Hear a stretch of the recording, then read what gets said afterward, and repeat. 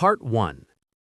The autumn market in Ashford was alive with the smell of roasted chestnuts and the sound of merchants hawking their wares. William Hartley, 17 and sun-browned from working his father's fields, had never seen so many people in one place. He clutched the small purse of coins his mother had given him, tasked with buying salt and thread. Simple things, yet in their poverty, precious. He didn't know the tall man in the dark cloak was the king. How could he? King Richard II rarely left his palace, and when he did, he certainly didn't wander common markets without his royal banners and armed guards. But today, the king had slipped out in disguise, seeking a few hours of freedom from the suffocating weight of his crown. William was examining a bolt of blue cloth when someone shoved him roughly from behind. He stumbled forward, knocking into the cloaked figure. His coins scattered across the muddy ground like scattered stars. "Watch yourself," William snapped, scrambling to collect his money before it disappeared into the crowd. "Some of us can't afford to." He looked up. The man he bumped into was staring at him with eyes like winter ice, pale gray and utterly cold. There was something about his face, the sharp cheekbones and aristocratic nose, that made William's words die in his throat. "Can't afford to what?" the man asked softly. His voice was smooth, educated, dangerous. William should have apologized, should have bowed, should have recognized the quality of that dark cloak, the silver rings on those long fingers. But his temper, quick and hot like his father's, got the better of him. "Can't afford to throw money around like it means nothing, but I suppose you wouldn't understand that, would you? Looking at you, you've probably never worked a day in your life." The temperature around them seemed to drop 10 degrees. The man's lips curved into something that wasn't quite a smile. "Is that so?" "That's so," William said, finding his last coin and standing up. "Some of us have calluses from actual labor, not from lifting wine glasses at fancy dinners." Behind the cloaked man, someone gasped. William noticed for the first time that there were 3 other men standing nearby, all wearing expressions of absolute horror. One of them, a stout man with a red face, looked like he might faint.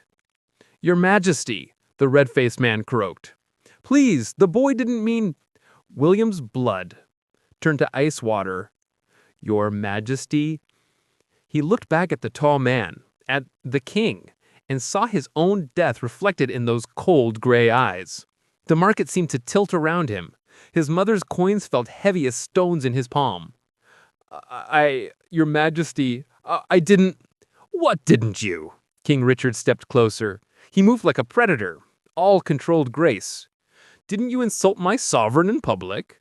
Didn't you suggest I'm a useless ornament who's never done any honest work?"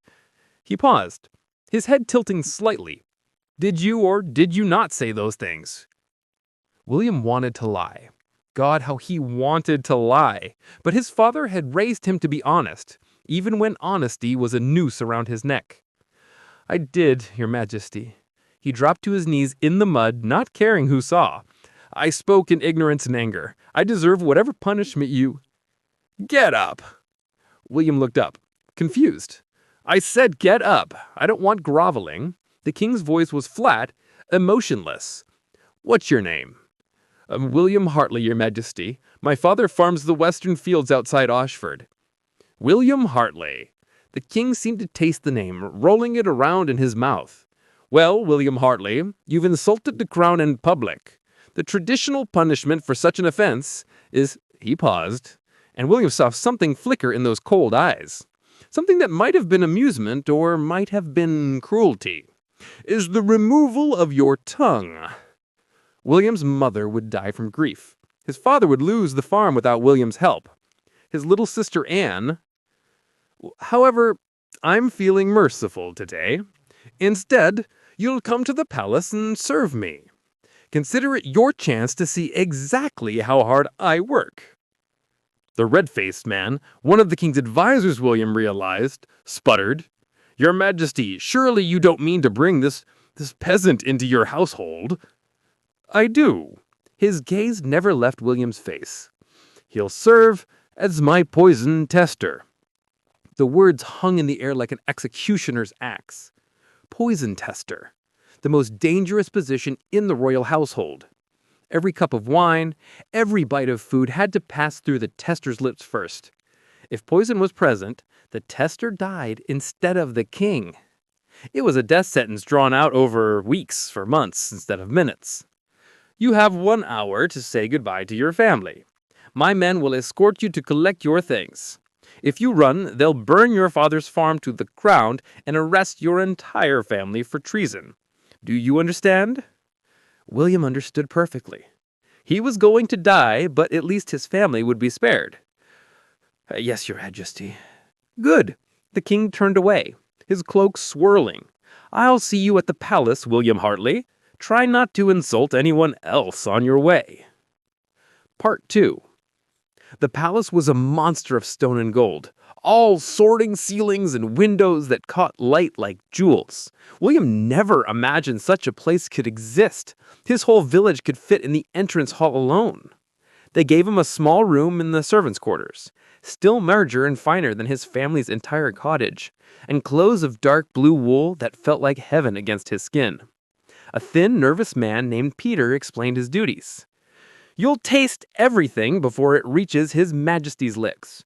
Wine, water, every dish at every meal.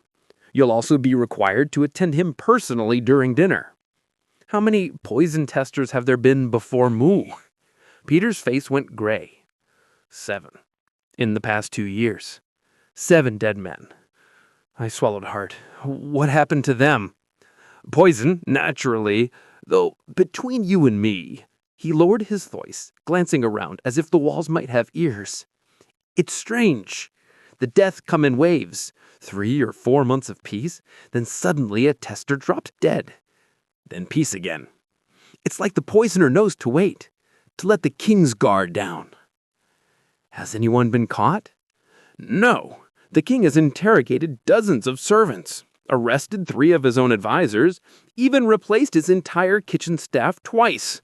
Whoever is trying to kill him is either very clever or very close to him. Possibly both. That night, William was summoned to the king's private dining chamber. It was smaller than I expected, almost intimate, with dark wood paneling and a fireplace that cast dancing shadows across the walls.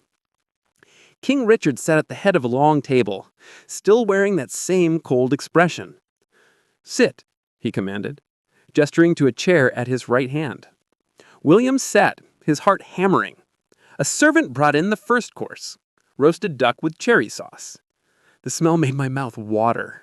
I hadn't eaten since breakfast, and even that had been just thin porridge. Taste it, the king said.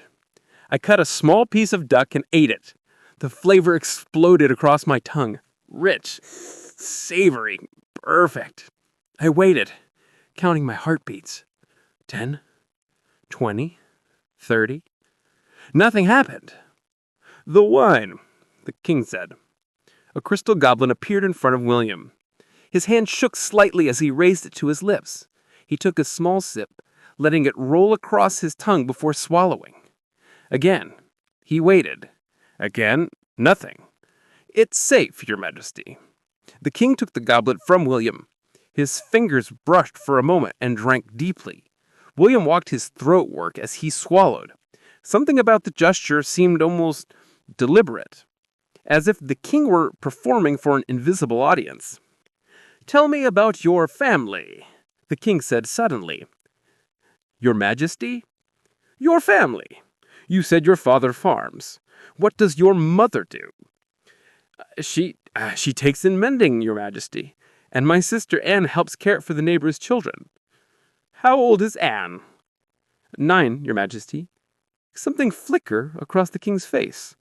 Pain, maybe, or regret. It was gone before I could be sure he had seen it at all. I had a sister, the king said quietly. She died when she was 8. Fever took her.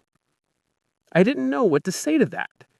In my experience, kings didn't share personal tragedies with peasants. I'm sorry for your loss, Your Majesty. Are you? The king's eyes fixed on him with uncomfortable intensity. Are you just saying what you think I want to hear? I'm saying it because I mean it. I don't know how to speak to kings, your majesty. I only know how to speak truth." For the first time, King Richard smiled. It transformed his face, making him look younger, almost vulnerable. "Then you're a rare creature indeed, William Hartley. Most people in this palace wouldn't recognize truth if it bit them." They ate in silence for a while. William tasted each dish, each cup of wine. Nothing was poisoned. But as the evening wore on, he noticed something odd. The king barely ate. He pushed food around his plate, took small bites, but consumed almost nothing. The wine, though, the wine he drank steadily, cup after cup, each one tasted first by William. By the time the meal ended, William was lightheaded from alcohol and confusion. The king dismissed him with a wave of his hand. "Same time tomorrow," he said. "Try not to die in your sleep." It might have been a joke. William couldn't tell. Part 3. Days turned into weeks. Every morning, William tested the king's breakfast. Every afternoon, his lunch. Every evening, his dinner. And every single time, nothing was poisoned. But William began to notice things. The king was thin. Too thin. His clothes hung slightly loose on his frame, and there were shadows under his eyes that spoke of sleepless nights. He rarely finished his meals, but he always finished his wine. Sometimes, late in the evening, William would see him standing by the window, staring out at the dark gardens with an expression of such profound sadness that it made William's chest ache. "You're still alive," Peter observed one morning, sounding surprised. "That's unusual." "Maybe the poisoner gave up," William suggested. Peter shook his head. "They never give up. They're just waiting." But William didn't feel like anyone was waiting. He felt like everyone had forgotten there was supposed to be danger at all. The other servants treated him with a mixture of pity and confusion. The king's advisors ignored him. Even the guards seemed relaxed. Only the king himself remained tense, watchful, like a man waiting for an axe to fall. One evening, 6 weeks into William's service, everything changed. The king summoned him to his private chambers, not the dining room, but his actual bedroom. William had never been there before. His hands were sweating as he knocked on the heavy oak door. Enter. The room was dimly lit by candles. King Richard stood by the fireplace, still fully dressed despite the late hour. On a small table beside him sat a single crystal goblet filled with dark red wine. "Taste it," the king said without preamble. William approached, took the goblet, and drank. The wine was excellent, smooth and rich with a hint of spice. He waited, but felt nothing unusual. "It's safe, your majesty." The king took the goblet and drank, but his eyes never left William's face. There was something desperate in his gaze, something hungry. "Do you ever wonder," the king said quietly, "why you're still alive?" "Every day, your majesty." "I could have killed you a dozen times by now, in your sleep, with a knife between your ribs. I could have had you executed for that insult in the market." He set down the goblet with careful precision. "Do you know why I haven't?" William's mouth dried. "No, your majesty." "Because you're the first person in 2 years who's looked at me and seen a man instead of a crown. Everyone else wants something from me. Power, favor, money. But you just want to survive. It's refreshing." "Your majesty, I don't understand." The king interrupted. The poison that killed 7 men. Do you want to know where it came from?" William's heart stopped. "Yes." The king reached into a drawer and pulled out a small glass vial. Inside was a clear liquid that caught the candlelight. "It came from me." The world tilted. William grabbed the edge of the table to steady himself. "You?" he whispered. "You killed your own poison testers?" "No!" The king's laugh was bitter, broken. "I've been poisoning myself, William. Small doses. Enough to build up a tolerance to make myself immune. Each tester died because I needed to know. Needed to be absolutely certain that I could survive what they couldn't." William stared at him, horror and comprehension dawning in equal measure. "Why?" The word came out as barely a breath. King Richard sank into a chair, suddenly looking 100 years old. Because I'm going to be assassinated soon. Within the month, my advisors tell me. They've uncovered a plot, the Duke of Lancaster, backed by French gold. He'll try to poison me at the winter solstice feast in front of the entire court. He looked up at William with those winter gray eyes. I need to survive it. Not just for myself, but for the kingdom. If I die, there will be civil war. Thousands will die. So you've been, William's mind raced, building immunity to what? Arsenic? Hemlock? What if he uses something different? What if, then I will die? The king's voice was steady, resigned, and you'll be free to go home to your family. That's not what William grabbed the king's arm, forced him to turn around. I don't want you to die.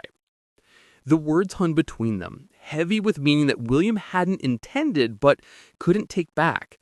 The king stared at him, something desperate and dangerous flickering in his eyes. Why not?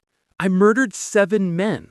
I'm about to let an 8th one believe he's still in danger just so I can keep them close. I'm selfish and cruel and human, William said. You're human. You're trying to save your kingdom the only way you know how. That doesn't make you a monster. It makes you... He didn't get to finish. The king kissed him. Part 4. The next 3 weeks passed into blur of stolen moments and growing dread. William knew what he was doing was treason, not just because the king was married to a queen who lived in the country and hadn't visited the palace in 2 years, but because peasants didn't fall in love with kings. That way lay madness and heartbreak. But William's heart had never been particularly good at following rules. Richard, he had been given permission to use the name in private, was nothing like the cold monarch he presented to the world. In the quiet hours after midnight when they were alone in the king's chambers, he was gentle, vulnerable, haunted by ghosts of decisions that had cost him pieces of his soul. I dream about them sometimes, Richard confessed one night, lying in the dark with William's head on his chest. The poison testers. I see their faces when they realized they were dying, when they understood that I'd killed them. You were trying to survive, William said, to keep the kingdom safe. Does that make it better? Does that absolve me? Richard's fingers tangled in William's hair. Sometimes I think the poison that I've been taking isn't in my wine, it's in my heart. I'm rotting from the inside out, and one day there'll be nothing left but... Stop. William kissed him, fierce and desperate. You're not rotting, you're human. You're doing your best in an impossible situation. My best is 7 dead men. Your best is thousands of living subjects who don't know they're alive because of choices you made, because you were willing to damn yourself to save them. Richard pulled him closer, buried his face in William's neck. Stay, he whispered. After the feast, after I survive the Duke's poison, stay with me. I'll find a way. I'll make you an advisor or a guard or... I'll stay, William promised, even though he knew it was impossible. Even though he knew that whatever happened at the winter solstice feast, their time was borrowed. I'll stay as long as you want me. But he couldn't shake the feeling that something was wrong. Richard's intelligence about the Duke of Lancaster was too perfect, too convenient. And there were other things, small things that didn't quite add up. The way certain servants avoided Richard's eyes, the way his chief advisor, Lord Mortimer, had been spending unusual amounts of time with the Queen's household, the way the royal food tasters had all died in the same manner, sudden collapse, foam at the mouth, death within minutes. William had grown up on a farm. He knew what different poisons looked like, and what he described sounded like wolfsbane, not the arsenic Richard had been taking in careful doses. 3 days before the feast, William made a decision. He went to Peter. I need to know everything about Lord Mortimer, he said without preamble. His finances, his family, his connections, everything. That's treason talk. So is poisoning the king. Help me or don't, but if I'm right and Richard dies, you'll have to live knowing you could have stopped it. Peter stared at him for a long moment. Then, slowly, he nodded. What they discovered made William's blood run cold. Lord Mortimer had been stealing from the royal treasury for years. Not large amounts, just enough that it might not be noticed. But it added up to thousands of pounds, enough to buy estates, bribe officials, fund armies, enough to buy a kingship. He's not trying to kill Richard to put the Duke of Lancaster on the throne. He's trying to kill Richard to create chaos, civil war. And in that chaos, he positions himself as the man who can restore order, Peter finished grimly. But that's not all. Look at this. He showed William a letter, smuggled from the Queen's household. In it, the Queen mentioned sending Lord Mortimer several vials of a tincture for his wife's weak heart, wolfsbane.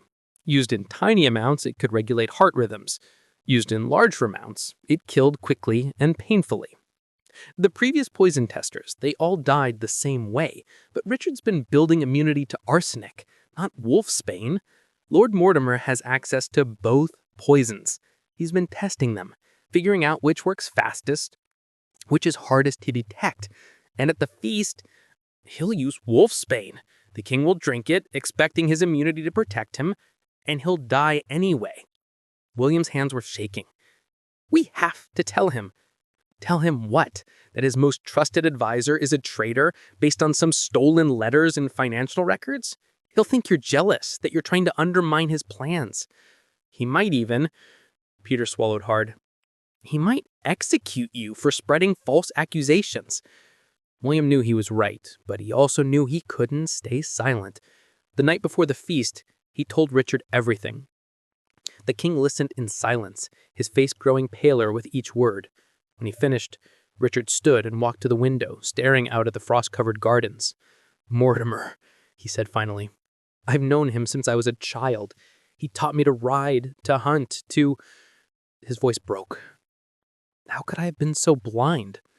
You trusted him. That's not blindness. It's weakness. Richard turned, and William saw tears on his face. I've been so focused on external threats that I didn't see the knife at my own back. And now... God, William, if you're right, then everything I've done, everyone I've killed, it was all for nothing. I'm not immune. I'm just... We'll stop him, William said firmly. Well, no. Richard crossed to him in 3 strides, grabbed his shoulders. Absolutely not. Wolfsbane kills in minutes. I'm not letting you die for me. You let 7 other men die. I didn't love them. The words echoed in the sudden silence. Richard's face crumpled.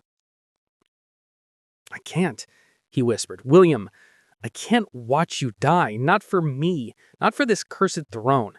I'd rather... Rather what? Let Mortimer win? Let the kingdom fall into civil war? How many people will die then? Hundreds? Thousands?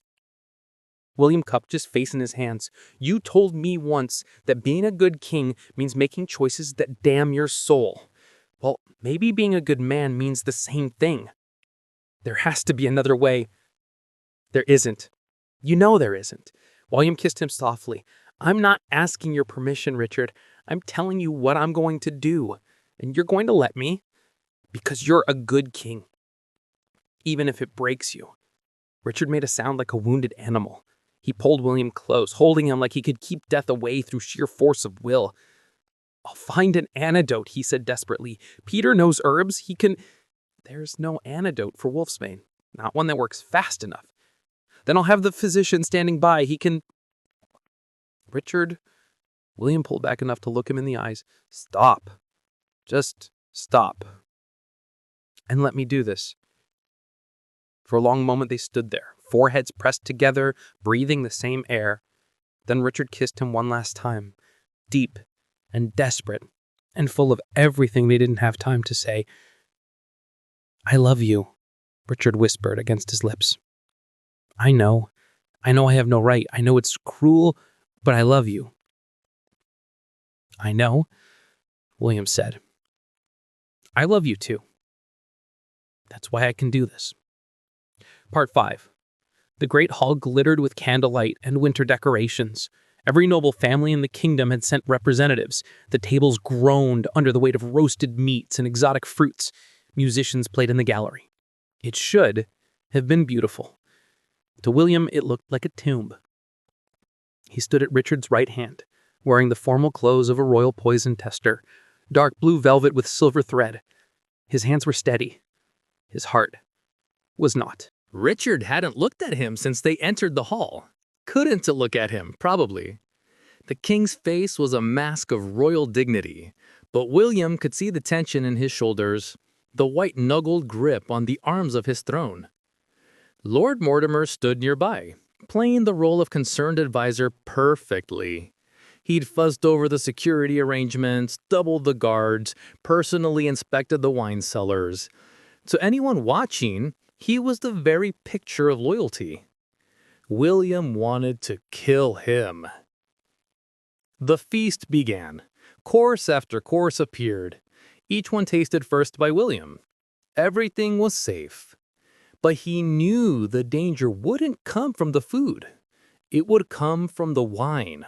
Specifically, from the ceremonial toast at the end of the feast. Hours crawled by. William barely tasted what he ate. He watched Mortimer, watched the other nobles, watched the servants who carried golden cups on silver trays.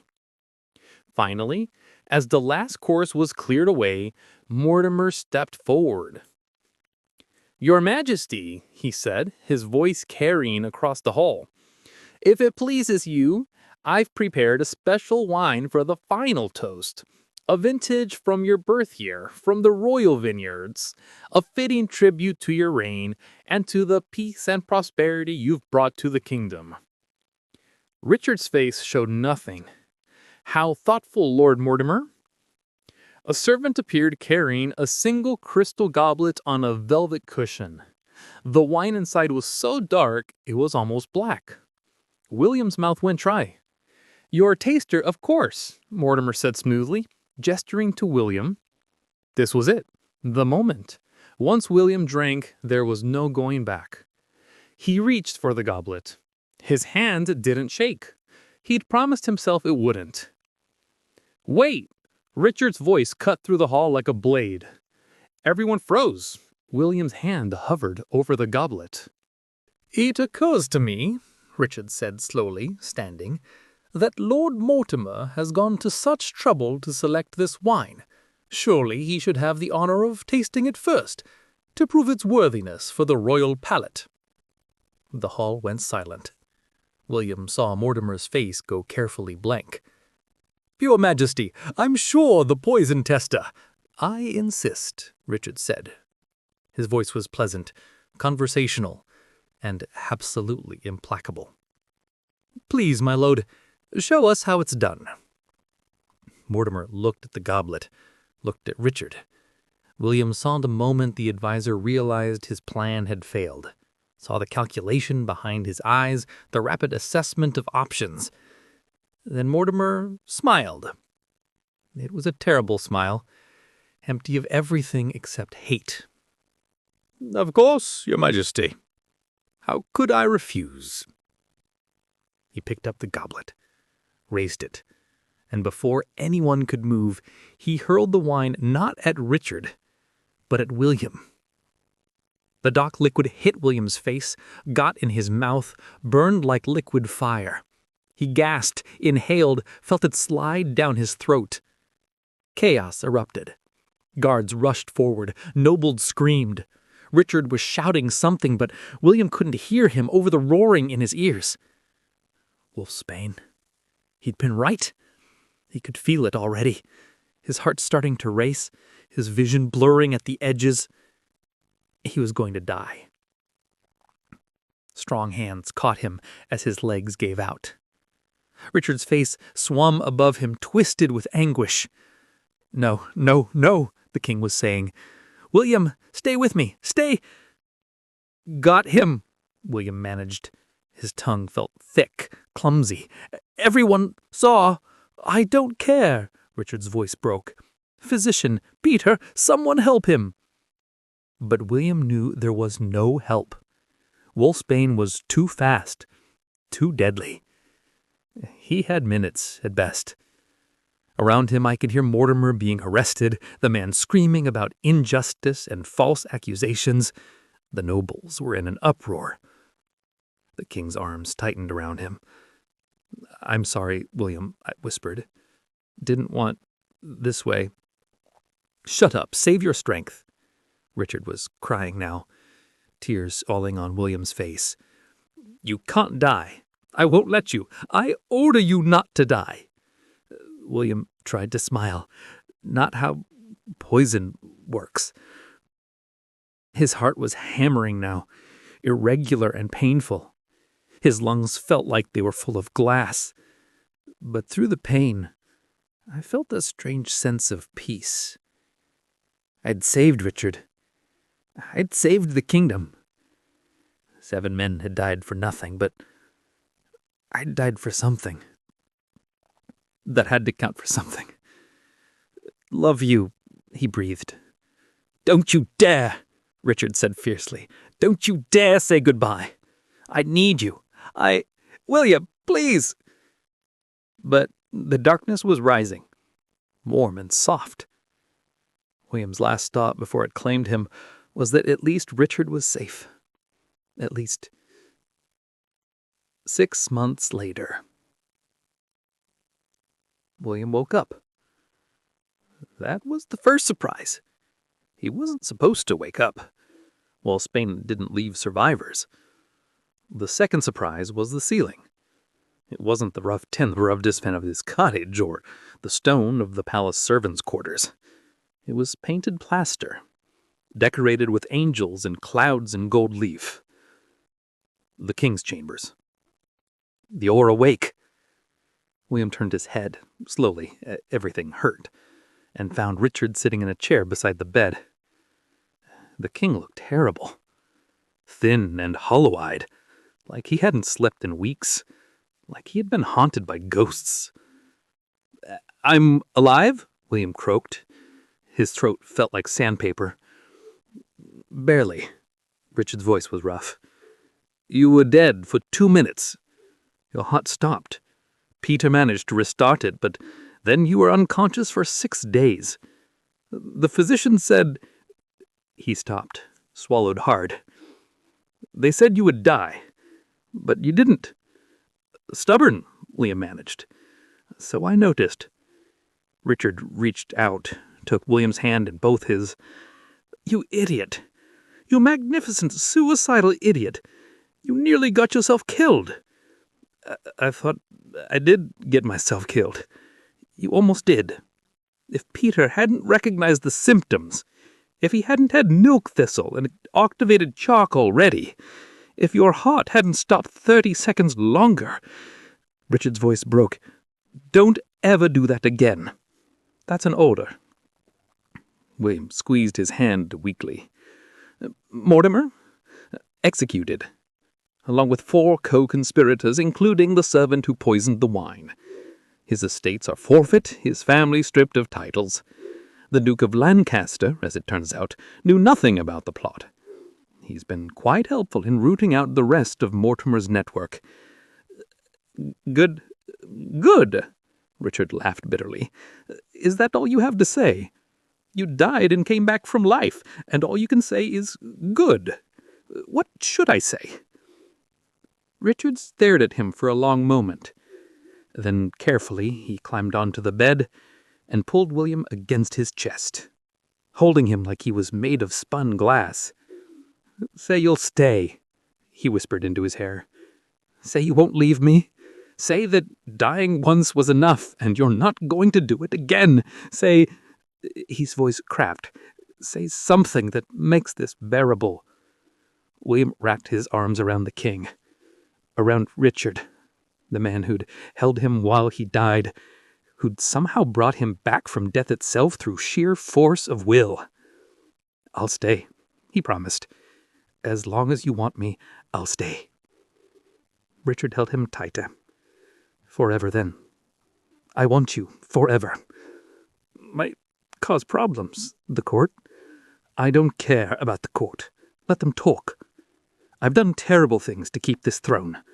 I've sacrificed my soul for this kingdom. But I'm not sacrificing you. Never again." "Richard!" "I mean it, William. I've already spoken to the Archbishop. The marriage to the Queen was never consummated.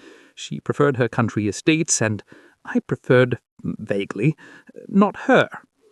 An annulment is being arranged. And you— I'm a farmer's son. You can't—" I'm the king. I can do whatever I want. I'm making you a lord, Baron of Ashford, with land and title. No one will question it. You saved the king's life, exposed a traitor, nearly died for the crown. You're a hero."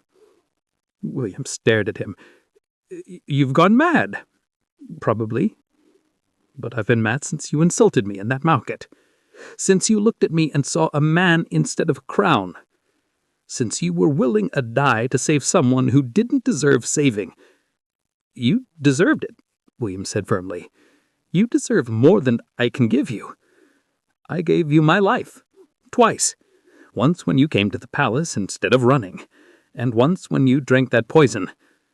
Richard's eyes were bright with unshed tears. "What more could I possibly ask for?" "A proper lord. Someone who knows which fork to use. I'll teach you what fork to use." Richard lay down beside him, careful not to jostle his still healing body. "I'll teach you everything. Court politics, diplomacy, how to dance without stepping on people's toes. And in return, you'll teach me." "Teach me what?" "How to be human again." Richard's voice was quiet, vulnerable. "How to sleep without nightmares, how to look at myself in the mirror without seeing a murderer. How to—" he stopped, searching for words, "how to believe I might deserve happiness after everything I've done." William turned his head, ignoring the pain, and found Richard's lips. The kiss was soft, careful, full of promise. "Deal," he whispered. The announcement came 2 weeks later, when William was strong enough to stand for more than a few minutes. King Richard II declared before the assembled court that William Hartley, the brave poison tester who had exposed Lord Mortimer's treachery and nearly given his life for his sovereign, was hereby elevated to the nobility. There was some grumbling, there was always grumbling, but no one could deny that William had earned it. And if the king seemed unusually devoted to his new Baron of Ashford, if they were seen walking the gardens together at sunset or riding out to hunt with no one else for company, well, kings were allowed their favorites. William's family was brought to the palace. His father's farm was expanded, his mother given a pension, his sister Anne enrolled in a school for noble daughters. They didn't quite understand what had happened, how their William had gone from peasant to lord in a matter of months, but they were grateful and asked a few questions. Peter was promoted to chief advisor, replacing the executed Mortimer. He proved to be loyal, clever, and remarkably good at keeping secrets, like the fact that the king's chambers now contained 2 wardrobes instead of 1, or that the Baron of Ashford rarely slept in his own assigned rooms. Some secrets were worth keeping. A year after William drank the poison, he stood on the palace balcony watching the sun set over the kingdom. Behind him, he heard Richard dismiss the servants for the evening, heard the door close, heard footsteps approaching. Arms wrapped around his waist from behind. Richard's chin rested on his shoulder. "What are you thinking about?" the king asked. "That day in the market, when I called you a useless ornament?" Richard laughed, a real laugh, warm and genuine. He laughed more now. The shadows under his eyes had faded. He ate full meals. The nightmares still came sometimes, but less frequently. "Best insult I ever received," Richard said. "Changed my entire life." "Changed mine too." William turned in his arms. "Your Majesty, don't call me that. Not when we're alone." "What should I call you then?" Richard smiled, that soft, private smile he saved only for William. "Yours. Call me yours." And William did. For the rest of their lives, through peace and war, through triumph and tragedy, through every challenge that came with loving a king and being loved by one in return, they never did find out exactly what had saved William's life. Peter claimed it was his quick thinking with the antidotes. The physicians said it was a miracle. Richard believed it was sheer stubbornness, William's refusal to leave him alone in the world. William himself thought it might have been something simpler, something his mother had told him when he was a child, that love was the strongest magic in the world, strong enough to bring someone back from death itself. He thought she was telling him a fairy tale. But then again, his entire life had become a fairy tale. The farmer's son who insulted a king and ended up sharing his throne, who died and came back, who turned the palace full of poison and betrayal into something that felt, against all odds, like home. Not all fairy tales had happy endings, but this one did. The end. Appreciate you watching. Hit subscribe, like, and share. See you in the next story.